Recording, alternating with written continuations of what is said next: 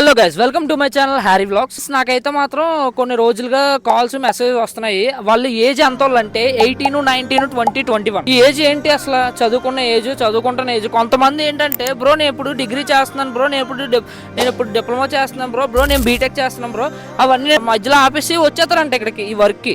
మామ నేనైతే ఒకటే చెప్తున్నాను, ఈ వర్క్ అన్నది మీకు ఆప్షనే గానీ చాయిస్ అయితే కాదు. ఎందుకంటే ఈ వర్క్లోని నీకు ప్రజెంట్ నీ ప్రాబ్లమ్స్ క్లియర్ చేసుకోవడానికి ఉన్న ప్రయత్నం ఏదైతే చేస్తావో, కష్టపడతావో, డబ్బులు బాగానే వస్తాయి. కానీ ఇది ఫ్యూచర్ కాదు. అమ్మ మీరు ఏదైతే వదిలేసి వచ్చేస్తాం అని కూడా అంటున్నారో, అది మేము పెడుతున్న ఎర్నింగ్స్ వల్ల మీరు చూసి అలా అవుతున్నారు. కానీ అంత సింపుల్ అయితే కాదు అంత ఎర్న్ చేయడం అన్నది. మేము ఎందుకు పెడుతున్నాం అంటే, ఈ డెలివరీ జాబ్లోనే ఇంతగానో సంపాదించుకోవచ్చు అని మన ఇండియాలో ఎవ్వరికీ తెలీదు. సో మేము తెలిసేలా చెప్తున్నాం అంతే. మిమ్మల్ని జాయిన్ చేయడం ఎంతోసేపు పట్టదు, చిటికలో జాయిన్ చేస్తాం. ఇప్పుడు బీటెక్ చేశారు, అది చదవడానికి, అది మీరు పాస్ అవ్వడానికి ఎంత కష్టపడి ఉంటారా?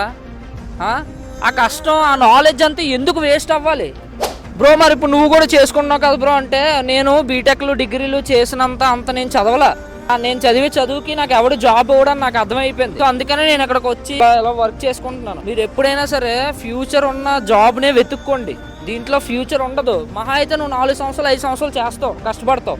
తర్వాత పరిస్థితి మళ్ళీ వెళ్ళి జొమాటోలు ర్యాపిడోలు చేసుకుంటావు. అంతేనా? కరెక్టా కాదా నేను చెప్పింది? కామెంట్ చేయండి.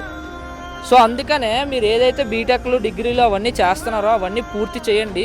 జాబ్ కోసం ట్రై చేయండి, కష్టపడండి. 1 year, 1.5 year, 2 years కష్టపడి జాబ్ సంపాదించలేకపోతే అప్పుడు ఒక 25, 24, 26 ఈ ఏజ్లో వచ్చారంటే మీకు ఒక మైండ్ మెచ్యూరిటీ కూడా ఉంటుంది. ఇక్కడ ఎన్ని ఒక ప్రాబ్లమ్స్ ఉన్నా సరే మీరు ధైర్యంగా ఎదుర్కొంటారు, ఫేస్ చేస్తారు. నాలెడ్జ్ని వేస్ట్ చేయొద్దు, ఓకేనా? అర్థం చేసుకోండి. ఉంటా మరి, బాయ్ బాయ్.